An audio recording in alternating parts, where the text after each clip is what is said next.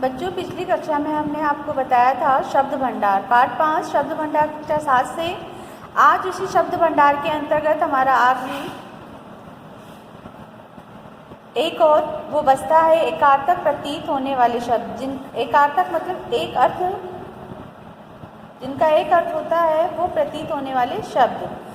देखिए, एकार्थक प्रतीत होने वाले शब्द वे शब्द होते हैं जिनका अर्थ एक सा प्रतीत होता है, परंतु वास्तव में इन शब्दों के अर्थ में अति सूक्ष्म बहुत बारीक सा अंतर होता है, मतलब बहुत थोड़ा अंतर होता है।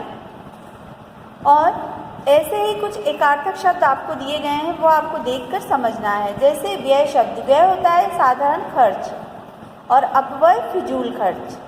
व्यय और अपव्यय अंतर कितना है? एक साधारण खर्च और एक फिजूल खर्च। अब इसमें हम वाक्य प्रयोग के माध्यम से समझेंगे कि तुम्हें सोच समझकर व्यय करना चाहिए। अपव्यय में हम देखते हैं राम बहुत अपव्यय करता है, तो एक साधारण खर्च के लिए है और एक आपका फिजूल खर्च के लिए। अब देखिए आगे, पुस्तक किसको कहते हैं? साधारण पुस्तक को। और ग्रंथ क्या होते हैं? एक बड़ी और महत्वपूर्ण पुस्तक। पुस्तक किसे कहते हैं? साधारण पुस्तक को। और ग्रंथ किसे कहते हैं? बड़ी एक महत्वपूर्ण पुस्तक को।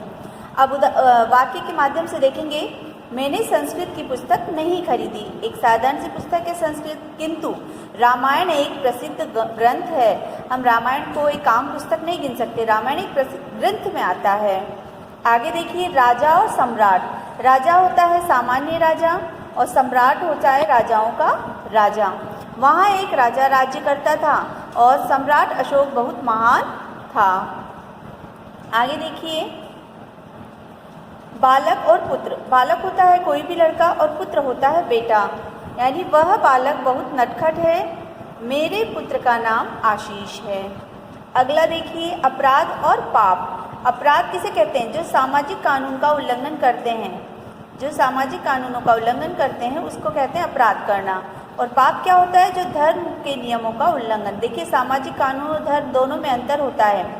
सामाजिक कानून का उल्लंघन करने वाला अपराध कहलाता है और धार्मिक नियमों का उल्लंघन करने वाला पाप कहलाता है। जैसे चोरी करना संज्ञेय अपराध है और पशुओं की हत्या करना पाप है। दोनों में अंतर है। चोरी करोगे तो पुलिस पकड़ ले जाएगी, पशुओं की हत्या करोगे पुलिस नहीं पकड़ती है, किंतु वो पाप माना जाता है, हमारा आध्यात्मिक पाप एक तरह से। धार्मिक पाप है, धर्म के नाम पर वो पाप होता है। अवस्था और आयु। अवस्था में होता है दशा और हालत, आयु होती है उम्र। आयु का होता है उम्र।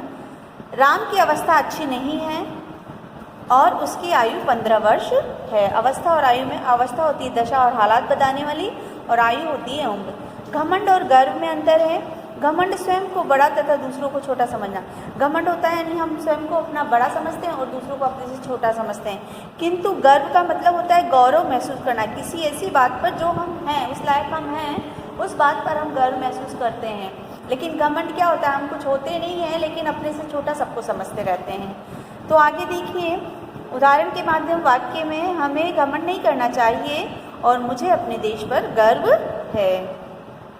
आगे देखिए, परछाई और छाया। परछाई किसे कहते हैं? परछाई होती है व्यक्ति की परछाई और छाया वृक्ष आदि की परछाई।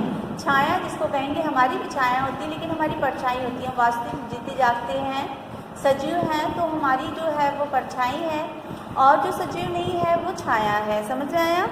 वह अपनी परछाई से ही डर गया।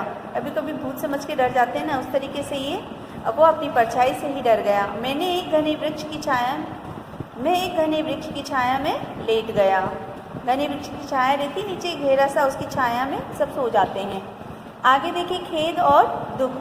किसी गलती पर दुखी होना खेद होना, और दुख क्या होता है? सामान्य कष्ट होता है। तो उसे अपनी गलती पर खेद हुआ, यानी गलती करके महसूस करना, उसको उस चीज़ का दुख हुआ।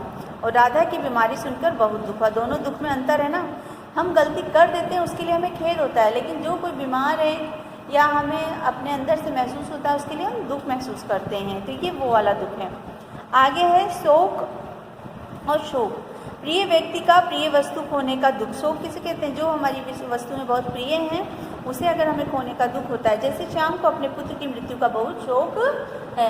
हम हर बात पे शोक नहीं जता सकते। जैसे कोई बीमार है तो उसका शोक नहीं है, शोक हमें मृत्यु पे ही, जो हम लोगों से छूट जाता है, दूर हो जाता है, उससे ही हम उसी चीज़ का हम शोक प्रकट कर सकते हैं। आगे देखिए, बहुमूल्य और अमूल्य। बहुमूल्य यानी कीमती वस्तु, और अमूल्य जिसकी कीमत का अंदाज़ा न लगाया जा सके, जिसकी कीमत का अंदाज़ा न लगाया जा सके।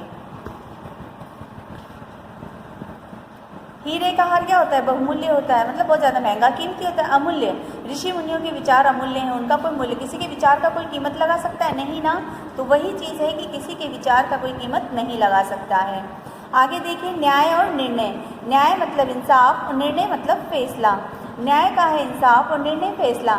हमारे गांव का जमींदार न्याय के लिए प्रसिद्ध है और मैंने वापस जाने का निर्णय ले लिया। एक न्याय है, एक निर्णय। न्याय मतलब इंसाफ करना, निर्णय यानी फैसला लेना। पत्नी और स्त्री, किसी की विवाहित स्त्री, मोहन की पत्नी बीमार है। पत्नी किसको कहेंगे? किसी की भी जिस शादीशुदा होती है वो विवाहित स्त्री, और स्त्री कोई भी स्त्री। सिंचाई विभाग कार्यालय में कोई भी स्त्री काम नहीं करती। आगे देखिए, प्रार्थना और अनुरोध।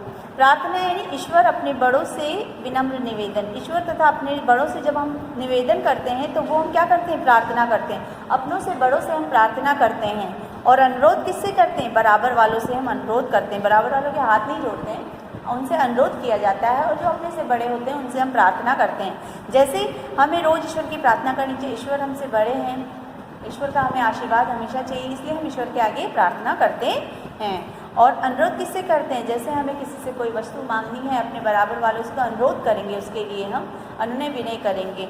धन्यवाद।